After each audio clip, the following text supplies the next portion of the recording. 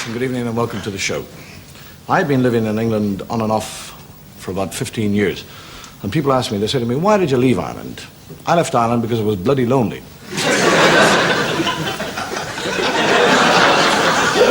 The place is full of Japs and Germans. I don't speak the language. How do you say top of the morning to a Jap?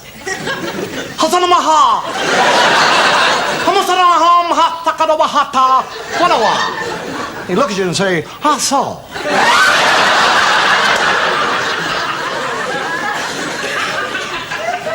I mean, where else in the world would you be standing by a bus stop but in Ireland and a man will come up and say, is it yourself?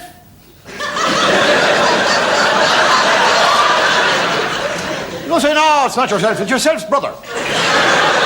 He said, well, the next time you see yourself, will you give yourself me regards? He said, I will. Who was sending him? Ah, just say himself. The Irish, we have a different approach to life than the English. You see, with the English, the philosophy of life of the English is something like, never do tomorrow what you can do today.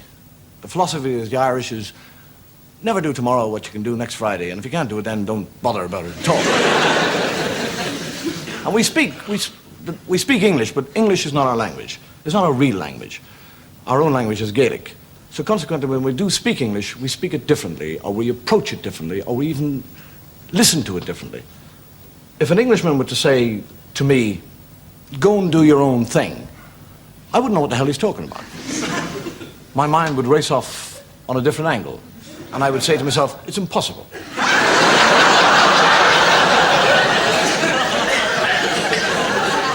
So we do take things much more literally. For example, you get what we call the old Jarvey, and he's taken an Englishman up to a hotel which has got a long, long driveway. And after about 20 minutes going up the driveway, the Englishman said, it's a rather long driveway, this. And the Irishman said, well, if it was any shorter, it wouldn't reach the hotel. The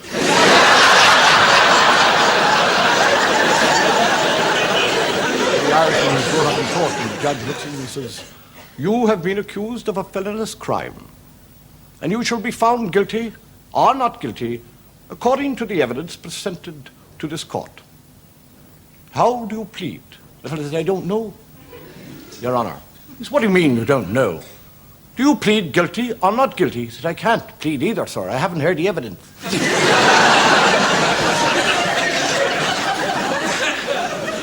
Over the years, the Irish have had a relationship with the English. Many Irish people have joined what is known as the British Army. People like Wellington, Kitchener, French, Montgomery, Alexander, O'Gorman, Timoshenko.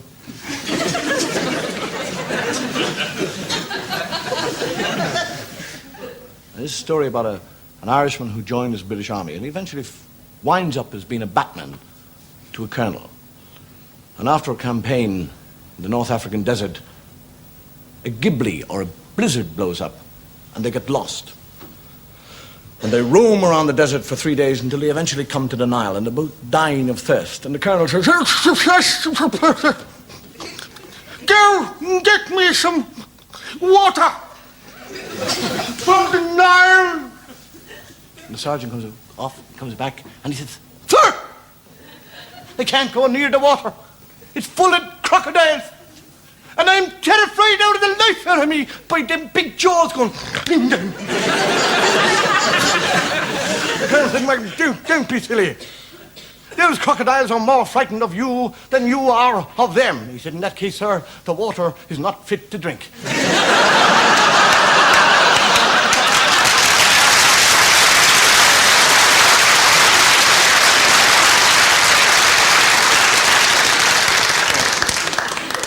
This is a story about a fellow who's working on the building site.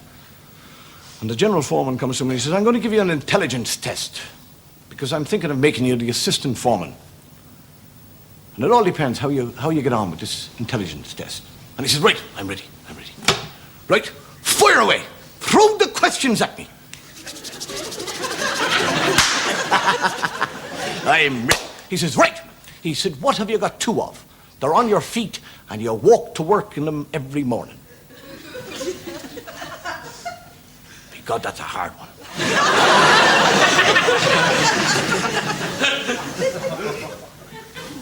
They're on me feet. And I walk. No idea. He says, a pair of boots! You fool! Shall we try again? What have you got two pairs of? You put them on your feet. One of them you walk to work in, you work in and you walk home. The other pair you put on your feet and you go out dancing.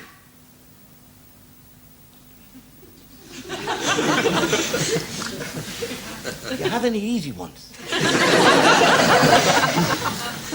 God, that's a terrible, difficult question to ask any man. I have no idea. He said 2 pairs of boots, you fool!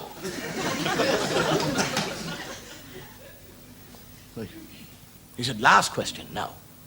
He said, what stands 4.5 feet high, has got horns, udders, gives milk, and goes,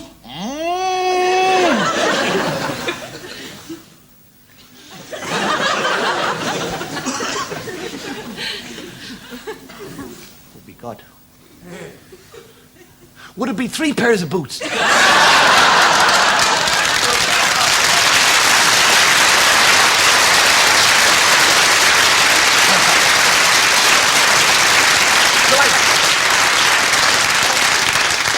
you like that? Pull on a big microphone. I'm talking. Did you like it? You're not deaf, are you? Why do you get those things on your ears? Oh, I see, yeah. Do you ever have a day when you get out of bed and you put your sock on and then you put your second sock on top of your first one and you spend a half an hour looking for the first sock? And then you cut yourself shaving, you go downstairs, you have a cup of coffee, you spill it, and you get a letter from the taxman. You go outside and the car doesn't start. I'll stop. And you think to yourself, and we've all had them, it's one of those days. There we are, Sergeant. This is the 407 Gunter. Oh, I see, sir. It's a comparatively easy bomb to... Dismantle? Yes. Ah. Good word. Good word. Good idea. You see, unlike some of the other German bombs, this one is not booby-trapped here. It's booby-trapped in the nose. So it's quite safe, really, to start the diffusing from this side here. I just give it a quick turn. There we are. I remove this plate here, therefore giving me access to the wires in here.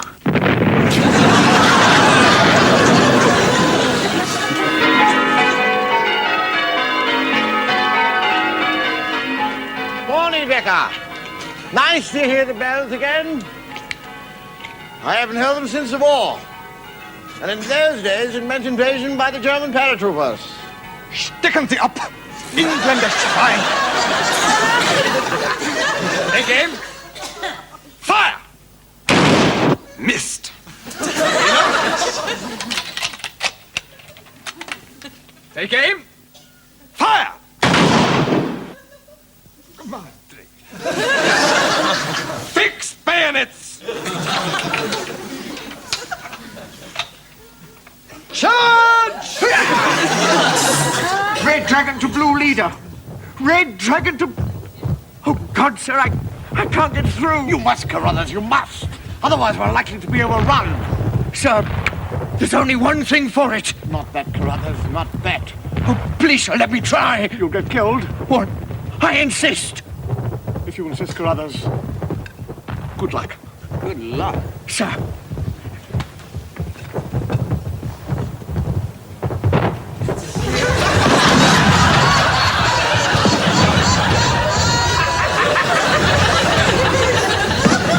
What are you doing? The fool's coming back.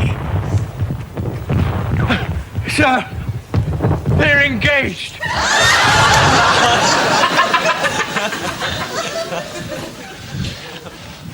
I can assure you, madam, that this is our very latest model. You can do a 380-degree turn on your own axis. It not only combines great comfort, but is highly elegant. I'd like you to notice, if you would, the stainless steel wheels. Stainless, therefore no rusting, therefore no polishing. The foam-filled body-fitting cushions are fully washable. It is guaranteed for 10 years and has detachable handles. Detachable handles!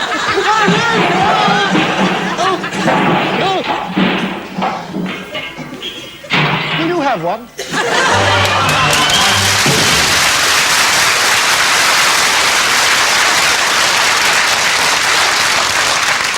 Ladies and gentlemen, I would now like to introduce my very first guest on the show tonight, magician Roderick Brodini and his assistant, Eileen. Eileen?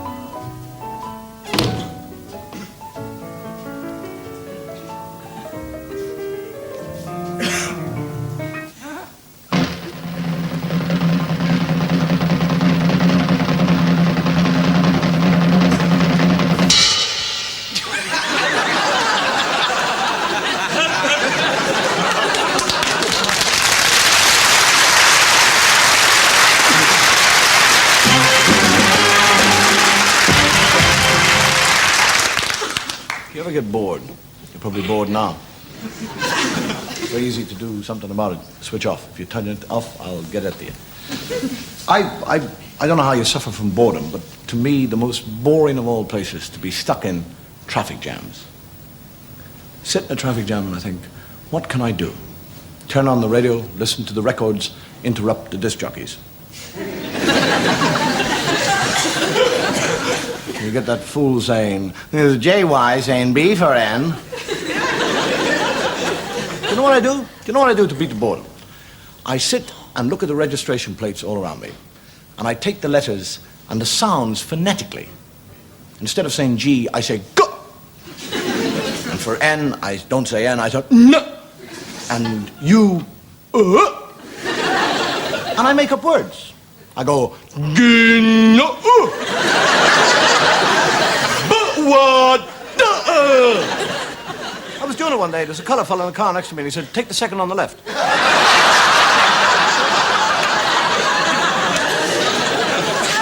you know what I do? I do things. I even bought a penny whistle. I used to practice in the car. Stuck and I go, which is great. Somebody ran me up the back. I had a big hole in the back of my head. I had, years ago, and I must tell you, it's a very true story. I had chapped lips. You know how you get chapped lips? And there's a special thing in a little container to put it on. And I'm in the car and I'm sitting. What do I do? Yeah, I'm doing my lips. Can I get the mirror?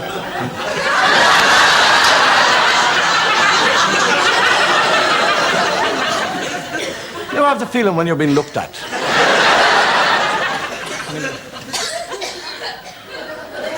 There's a fellow in the car next to me and he's going.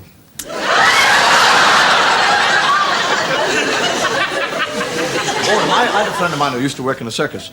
He was the elephant man in the circus. And I was saying, how do you like the job? He said, like it? He said, terrible. 14 elephants. I scrub them, I wash them, file the toes, clean the teeth, take the hay out, bring the hay in, feed them, 18 hours a day. I'm so bored. I said, why don't you leave? He said, what, get out of show business? The funny thing about man, no matter what we do, if we do it long enough, we'll get bored with it. But man has some sort of inbuilt instinct to revitalize an interest in what he's doing. It's a safety device. Perhaps the most boring thing anyone could ever do is house hunting. But with a little twist, even house hunting can become interesting.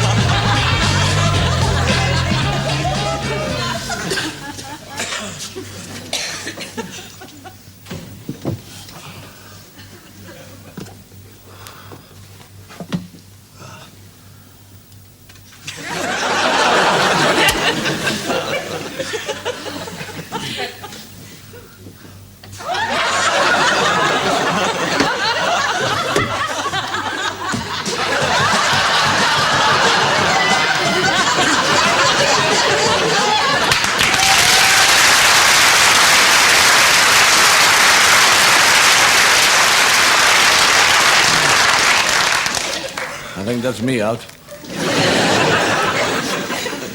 It is said that the most cruel and unkind of all God's creatures is man.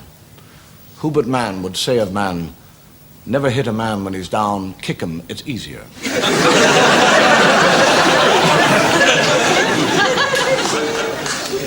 I would like now to show you some very unkind acts by man to his fellow man.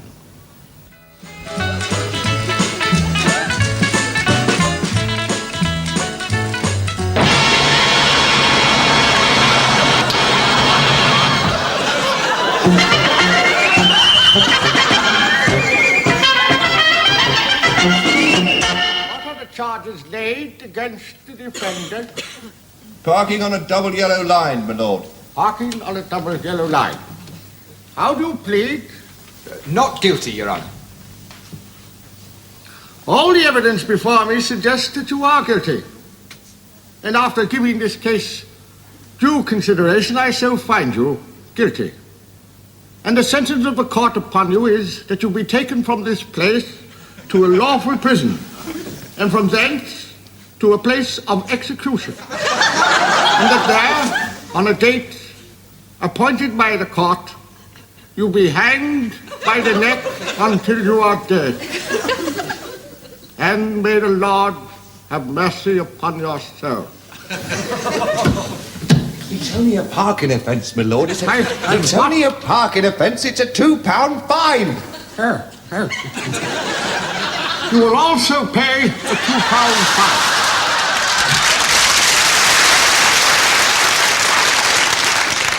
There's only one man who's ever got the better of God, and that was Moses. When God called Moses to the mount to give him the 10 Commandments, God looked at Moses and said, Moses, would you like the commandments? And Moses looked at him and he said, how much are they? And God said nothing, and Moses said, I'll take 10. Man is a naturally superstitious animal. We're superstitious about rather odd things. We're superstitious about taking a third light from a cigarette. We're superstitious about knocking over salt. We're superstitious about walking under ladders. In the Royal Navy years ago, there used to be a superstition in which it was thought that it was unlucky to allow a ship to sail on a Friday. And the government of that day, to lay this superstition, decided to have a ship commissioned on a Friday. The keel was laid on a Friday. The ship was launched on a Friday. It was named HMS Friday, and it made its maiden voyage on a Friday. The superstition was laid to rest, except for one thing. The ship and the crew were never, ever heard of again.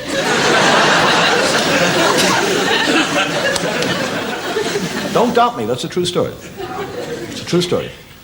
We're superstitious about numbers. I don't know about you, but I have a lucky number. My lucky number is 5. And I was at the dogs the other night, and I waited to the 5th race. I waited to 5 minutes before the 5th race. I picked out the 5th bookie. I went to him. and I put £5 to win on number 5. And you're right, he came in 5th.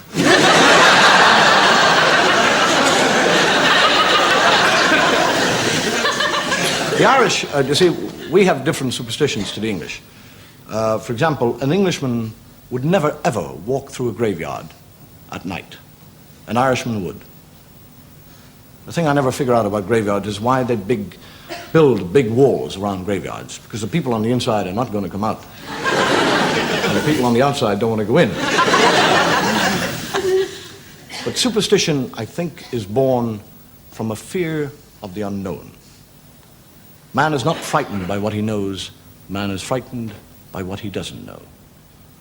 Man can be frightened by fog, by mist, but when darkness descends, fear can turn to sheer terror.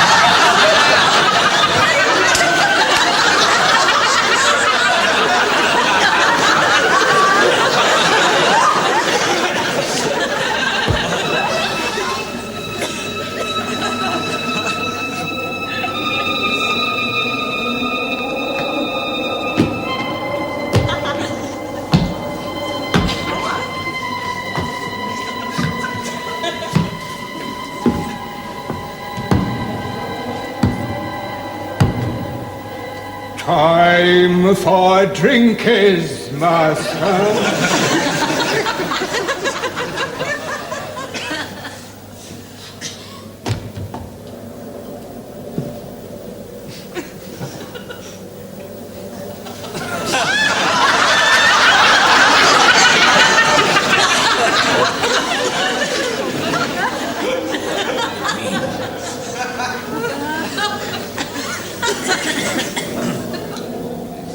Very good year.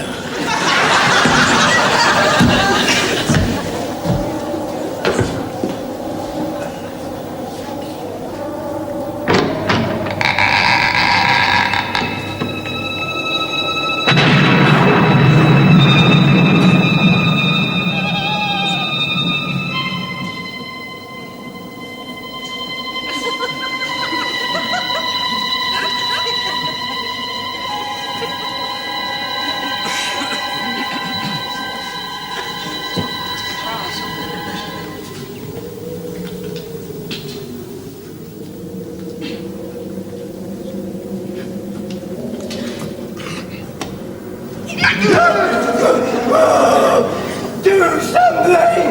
Too late!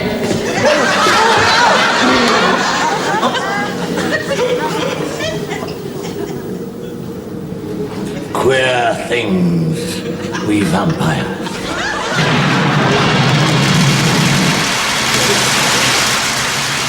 In Ireland, surprisingly enough, we have a very low crime rate. I don't know why, but there is in Ireland an exceedingly low crime rate in comparison to anywhere else in the world. And there's a story about a bank inspector, and it's a true story. A bank inspector travelled over to the west of Ireland, and he arrived in a small town, and all they had was a pub and a couple of houses and a bank. And he went into the bank, and there's not a soul there. No tellers, no money, nothing. All the money's laid out. He looks over the counter, and there's nobody there. And he goes back and looks through the frosted glass, and there's the manager and the 3 tellers having a game of poker. So he thinks, right, I'll show him. Goes behind the counter, goes to the alarm bell, presses it and going, dong, dong, dong, dong, dong, dong, dong, dong, dong, dong. And 2 minutes later, a fellow from the pub comes across with 4 pints and 10. Right there.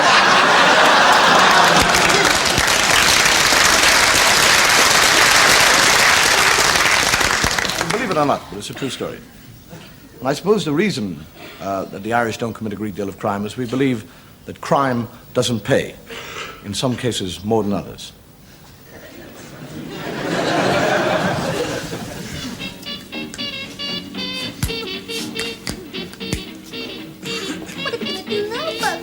We're gonna call it. The cops probably got the roads blocked by now. The bank guard is still unconscious, and police have blocked all roads leading to the scene. Well, I tell you, we stay here until the heat's off. But what about food? You can get the food. They don't know you're with me. It is believed he is accompanied by a small blonde, about 5'2", green eyes. They're out of here. We wait until it's dark. You slip out. There's bound to be an all-night diner around here somewhere.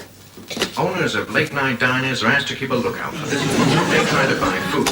I gotta think. I got a dark wig and glasses. I got a dark wig and glasses. You got a dark wig and glasses? Smart thinking for a dumb broad. The girl could be disguised with wig and dark glasses. Oh, won't anything go right? Only hope that Charlie got through with the dough. And caught one of the gang with the money when his car stalled in the traffic. They got Charlie! What are we gonna do, Bugsy? We're gonna get out of here before they get us. Police have received information that the criminals are holed up in the Manhattan Hotel, East 58th Street. Charlie, the punk! He talked! We get out of here before they surround the joint. Rest of all precincts and police are now covering the hotel exits. What are we gonna do, Bugsy? Out the fire escape! Out the fire escape! Surrounding countryside. Attention, attention. Police are warned not to use any fire escapes at the Manhattan Hotel, as these are unsafe and likely to collapse.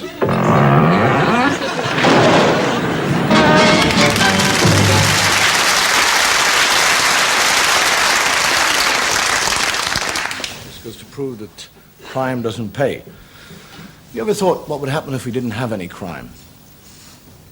You ever thought of all the number of people who'd be out of work if we didn't have crime?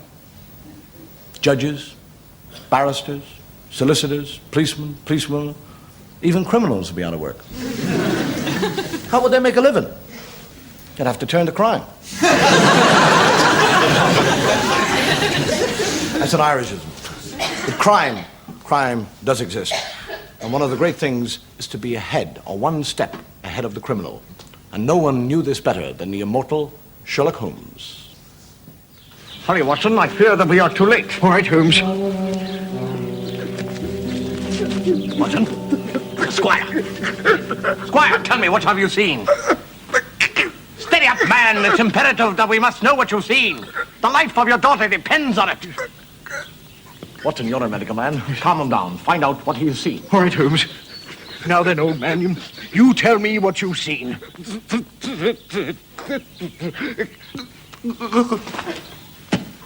Oh, Watson, what has he seen?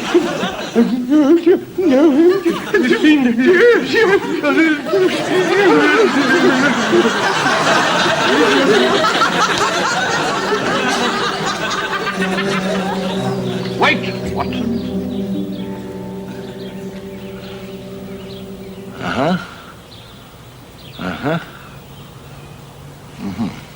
What is it, Holmes?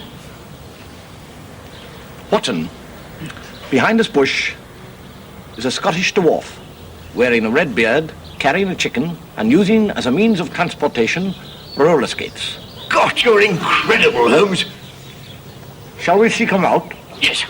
Right, Watson, you go that way. I shall go this way. Right, Holmes.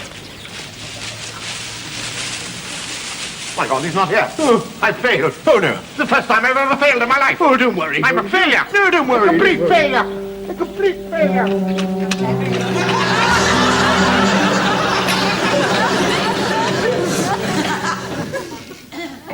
Watson? Yes, Holmes. If I'm not mistaken, here comes your murderer now.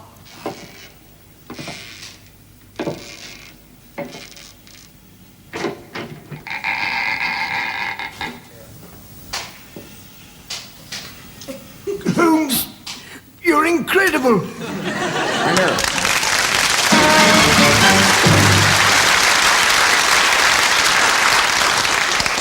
What out of 3 is not bad. But now, let us see how our magician is getting on.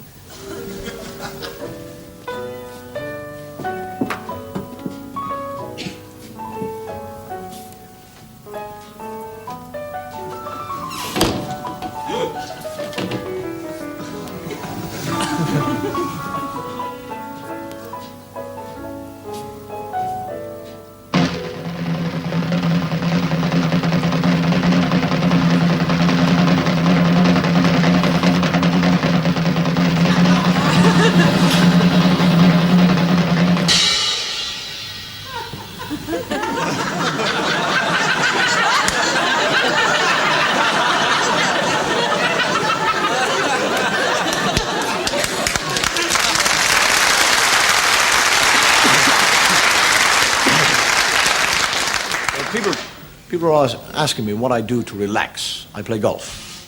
I go out, I walk in the fresh air, I play 18 holes of golf. I come back home and my wife says, "Do you feel nice and relaxed?" And I say, "Why don't you mind your own bloody business?"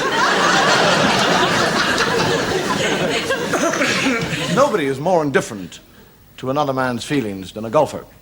For example, you get the gentleman who rushes into the club and he said, "Did you hear that Carruthers beat his wife to death with his number 5 iron?" He said, "Did he, by golly? How many strokes?"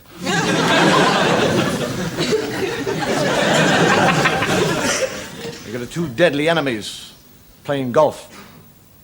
And out on the 9th hole, one of them had a heart attack. Stroke. He went, and the other fellow marked it on his card.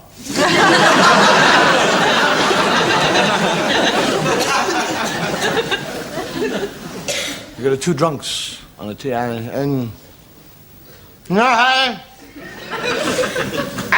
didn't see 6 golf balls. She said, "Well, you should be able to hit one of them. You got enough clubs in your hand."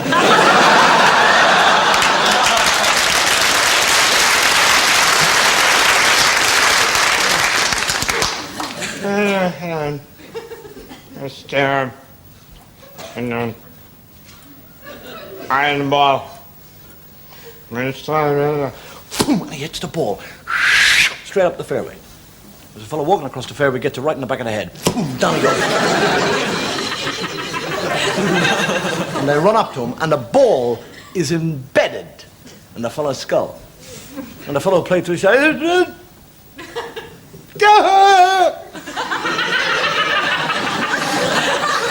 What am I going to do? He says, "Use your wedge."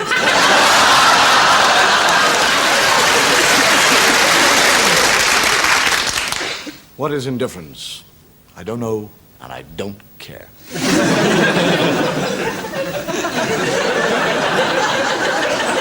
But I suppose indifference is a total disregard by one man to another man's misfortunes.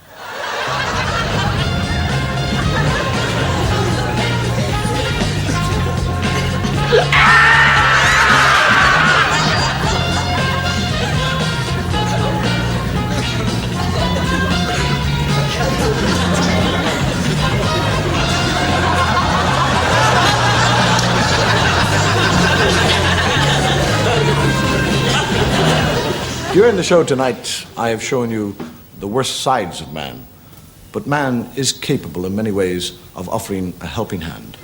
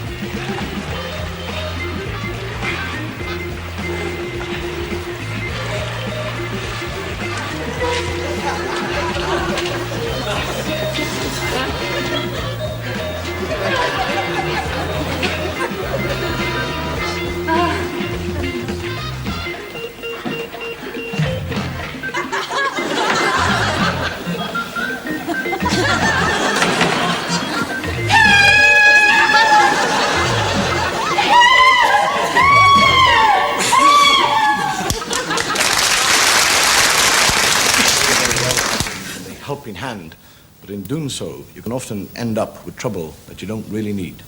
Horse! A horse! My kingdom for a horse! I have set my life upon the cast, and I shall stand the hazard of the die. I think there be 6 Richmonds in the field. 5 have I slain today instead of him. A horse! A horse! My kingdom for a horse!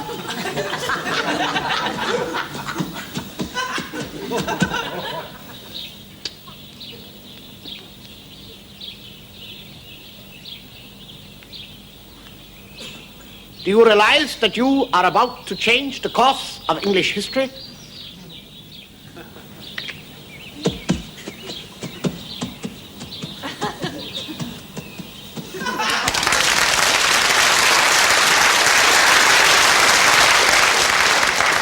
The funny thing about the Irish, when we say something like Richard III, the Irish have difficulty in the pronunciation of T and H. We don't say this, that, these, and those. We say this, that, these, and those. So when we come to Richard III, we have difficulty.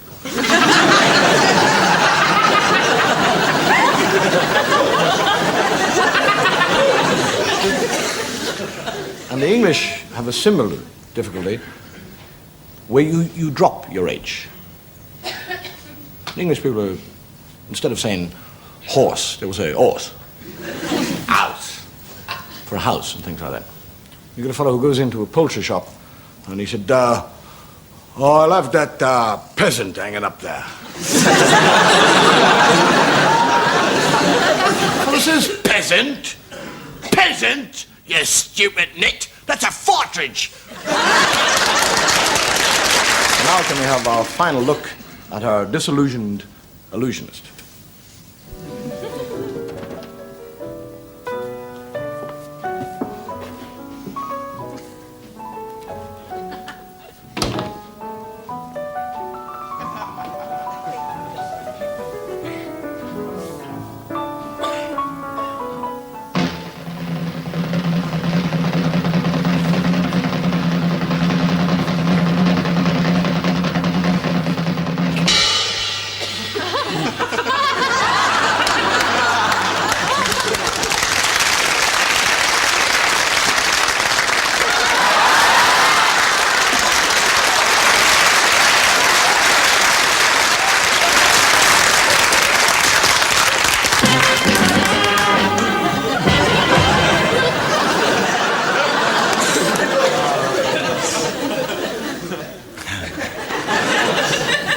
Criticism which is leveled at the younger generation is that they're quitters. They give in too easily. But this is one criticism which could never be leveled at the older generation, who carried on right through to the bitter end.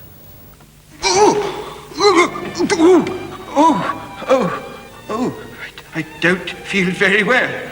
Oh, I better ring for James.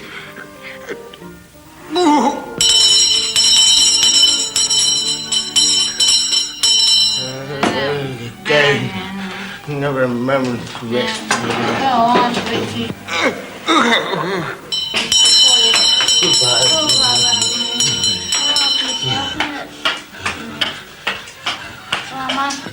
I'm coming. I'm coming.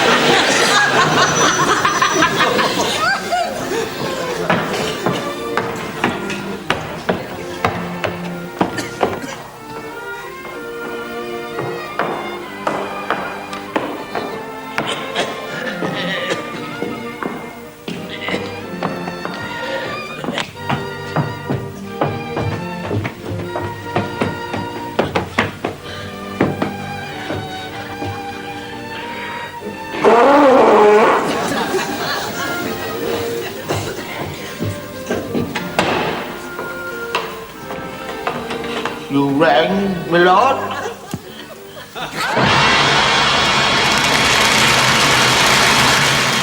Ladies and gentlemen, we're coming very close to the end of the show tonight. And I've talked a great deal about man. But no matter what, man is unkind or unjust or intolerant. At the end of his life, he will eventually finish up with the just reward. Arise, Sir Toulouse-Lautrec.